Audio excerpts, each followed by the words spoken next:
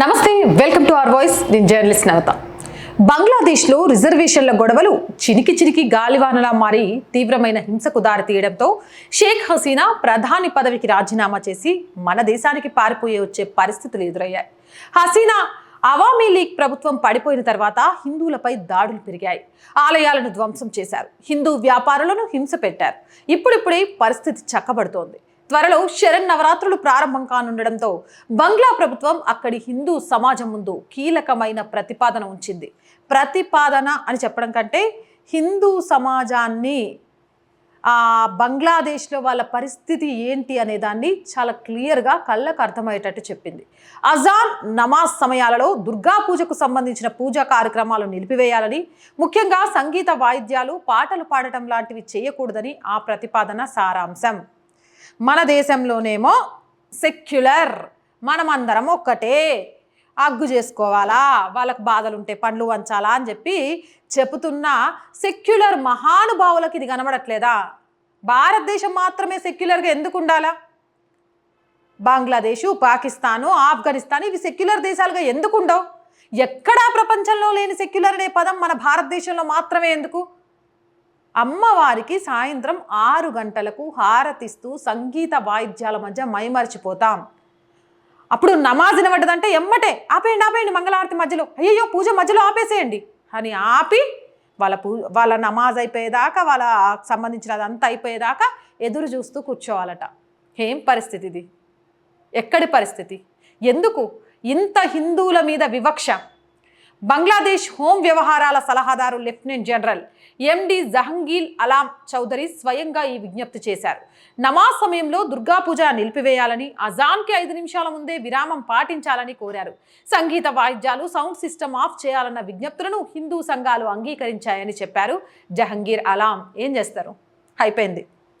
బంగ్లాదేశ్లో జీ హుజూర్, మీరు ఏం చెప్తే అది చేతులు కట్టుకొని మేము అమ్మవారి పూజనైనా మధ్యలో ఆపేస్తాం, హారతినైనా ఆపేస్తాం, ధూపదీప నైవేద్యాలను ఆపేస్తాం కానీ మీరు మాత్రం నమాజ్ మంచిగా చేసుకోండి, అలా మంచిగా చేసుకోండి, మీకు ఎలాంటి డిస్టర్బెన్స్ ఇవ్వమని హిందూ సంఘాలు ఒప్పుకున్నాయంట. అంటే బంగ్లాదేశ్లో హిందువుల పరిస్థితి ఎంత దీనావస్థకు పోయింది అనేది చాలా క్లియర్గా అర్థమవుతుంది.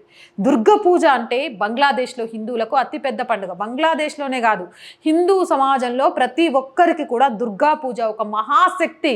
నరకాసురుణ్ణి, రావణాసురుణ్ణి ఇలా విధ్వంసాలు సృష్టించేవాడిని కాలు కింద పెట్టి తొక్కి త్రిశూలంతో చెమడాలు తీసిన మహా అమ్మవారు దుర్గా పూజ.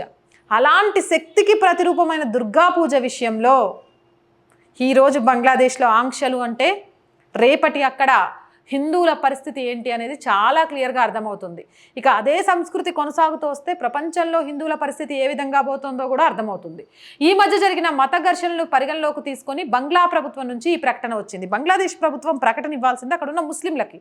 ఎందుకంటే ఈ మధ్య జరిగిన అక్కడ మతతత్వ గొడవలు హిందువులు చేయలేదు, ఏ ముస్లిం అమ్మాయి మీద అత్యాచారం చేయలేదు, ఏ ముస్లిం కుటుంబాన్ని నడి రోడ్డు మీద తగలబెట్టలేదు, ఏ ముస్లిం క్రికెటర్ని ఇల్లు తగలబెట్టలేదు, లేదా ముస్లింకి సంబంధించిన ఒక సినిమాలో నటించారని ఏ హీరోని, డైరెక్టర్ని చంపేయలేదు.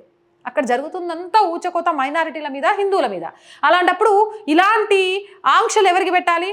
అరే భయ్, మైనారిటీల పవిత్రమైన పండగ సంవత్సరంలో ఒకసారి వస్తుంది, 9 రోజులు. బంగ్లాదేశ్లో ఇది చాలా గొప్పగా జరుపుతారు. కొంచెం నమాజు మిగిలిన విషయంలో వెసులుబాట్లు చేసుకోండి, వాళ్ళని ఆ పండుగ చేసుకొనియండి అని చెప్పాలి. తప్పెవ్వడు చేసినా శిక్ష అనుభవించాల్సింది మాత్రం హిందువులు. ఎవరెవ్వా ఎటు పోతోంది అసలు సమాజం? ఈ ఏడాది బంగ్లా వ్యాప్తంగా 32,666 పూజా మండపాలను ఏర్పాటు చేయనున్నట్లు జహంగీర్ అలాం చౌదరి చెప్పారు. అవును, చౌదరి ముస్లిమ్స్లో కూడా చౌదరీస్ ఉంటారా? ఓహో, బంగ్లాదేశ్లో మతం మారాల్సిందే కదా. మతం మారినా మన జీన్స్ నుంచి వస్తుంది, ఎక్కడ పోద్ది? అందుకే చౌదరీలు, రెడ్డిలు, శివర్ అట్లే ఉంచుకున్నట్టున్నారు. వీటిలో 157 మండపాలు ఢాకా సౌత్ సిటీలో, 88 నార్త్ సిటీ కార్పొరేషన్లో ఉంటాయని ఢాకా ట్రిబ్యూన్ వెల్లడించింది. గత ఏడాదితో పోలిస్తే ఏడాది ఏర్పాటు చేస్తున్న దుర్గా మండపాలు కొంచెం తక్కువే. ఎందుకులేగా, తక్కువే అవుతాయి, మళ్ళీ నెక్స్ట్ ఇయర్కి ఇంకా తగ్గుతాయి. ఆ తర్వాత అక్కడ హిందువులు, అవునా ఒకప్పుడు బంగ్లాదేశ్లో హిందువులు ఉండేవాళ్ళ? అరే భయ్, హిందువులేంది, ఇలాంటి ఒక వర్గం కూడా ఉందా? అరే మనకు తెలియదా? ఓహో వాళ్ళంతా కాపిర్లా, మార్చేసినావా కాపిర్లను అని చెప్పుకునే రోజు వస్తుంది.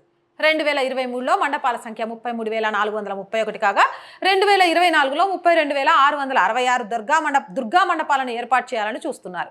ఈ ఆంక్షలను వివరించడంతో పాటు చౌదరి హిందూ సమాజానికి తగు భద్రతా చర్యలు తీసుకుంటామని హామీ ఇచ్చారు. విగ్రహాల నిర్మాణం మొదలుకొని అన్ని పూజా వేదికల వద్ద ఎలాంటి ఆటంకాలు లేదా నేర కార్యకలాపాలు జరగకుండా ఉండేందుకు ప్రభుత్వం 24 గంటలు భద్రత కల్పించేందుకు కృషి చేస్తుందని ఆయన భరోసా ఇచ్చారు. దుర్గా పూజా వేడుకలు ఎటువంటి ఆటంకాలు లేకుండా జరిగేలా చూసుకోవడానికి మేము కట్టుబడి ఉన్నాం అని చౌదరి చెప్పారు. సార్, చౌదరి గారు, చాలా వరకు ఈరోజు బంగ్లాదేశ్లో హిందూ సమాజం మీద దాడులు జరుగుతున్నప్పుడు పోలీసులు అక్కడ ఉండే, మిలిటరీ అక్కడ ఉండే జరిగాయి. 15 ఏళ్ల కుర్రాన్ని పాశవికంగా హత్య చేసింది మొదలు. ఏదేమైనా దేవుణ్ణి మాత్రం ఒక్కటే ప్రార్థించగలం, ఆ దుర్గామాతతో సహా. అమ్మా, కనీసం నీ నవరాత్రి రోజులోనైనా బంగ్లాదేశ్ హిందూ ఆలయాల మీద, బంగ్లాదేశ్ హిందువుల మీద, బంగ్లాదేశ్లోని హిందూ ఆడపిల్లల మీద, బంగ్లాదేశ్లోని హిందూ యువకుల మీద ఎలాంటి దారుణాలు జరగకుండా కాపాడు తల్లి. ఇంతకంటే ఈ సంవత్సరం బంగ్లాదేశ్ ప్రజలు నిన్ను కోరుకునేది ఏమీ లేదు. ఇక ప్రాణాలు పోతూ ఉంటే కూడా మా దేశంలో వాటి గురించి మాట్లాడడానికి ఒక్కరికి నోరు రాదు, కానీ ఈ దేశంలో సెక్యులర్గా బ్రతకమని చెప్పేటోళ్ళకు మస్తు నోర్లు వస్తాయి. వాళ్ళకు త్వరలోనే జ్ఞానం ప్రసాదించు తల్లి అని చెప్పడం. మీరేమంటారు? కామెంట్ సెక్షన్లో పెట్టేయండి. మోర్ వీడియోస్ కోసం మన ఛానల్ వెంటనే సబ్స్క్రైబ్ చేయండి. నచ్చిందా? లైక్ చేయండి, షేర్ చేయండి, సపోర్ట్ చేయండి. అండ్ మళ్ళీ చెప్తున్నాం, ప్రతిరోజు చెప్తున్నాను, ఆర్థికంగా ఈ ఛానల్ని రన్ చేయడం కొంచెం కష్టంగా ఉంది. మీ అందరూ ఆర్థికంగా సపోర్ట్ అందించండి. ప్రతిరోజు అడుగుతున్నా కూడా ఎందుకు మనకు సపోర్ట్ రావట్లేదు అనేది నాకు అర్థం కావట్లేదు. అంటే నా కంటెంట్ నచ్చట్లేదా, లేకపోతే మన ఛానల్ ఇచ్చేది నచ్చట్లేదా నాకు తెలియట్లేదు, కానీ ఆర్థికంగా సపోర్ట్ విషయంలో మాత్రం చాలా చాలా తక్కువగా ఉంది. దయచేసి బ్రేక్ ఈవెన్కి చేరుకునేదాకా ఈ ఛానల్కి ఆర్థికంగా సపోర్ట్ చేయండి. సపోర్ట్ చేయాలి అనుకునే వారు సబ్స్క్రిప్షన్ పక్కనే జాయిన్ అనే బటన్ ఉంటుంది. 1 to 5 లెవెల్స్ ఉంటాయి. ఏదో ఒక లెవెల్లో సపోర్ట్ చేయండి. లేదా స్క్రీన్ మీద గూగుల్ పే, ఫోన్పేతో పాటు అకౌంట్ డీటెయిల్స్ కూడా ఉంటాయి. మీకు తోచిన సహాయం చేసి ఆర్ వాయిస్ ఛానల్ని ఆర్థికంగా ఆదుకోండి. అండ్ చూస్తున్న ప్రతి ఒక్కరూ సబ్స్క్రైబ్ చేశారా లేదా చెక్ చేయండి.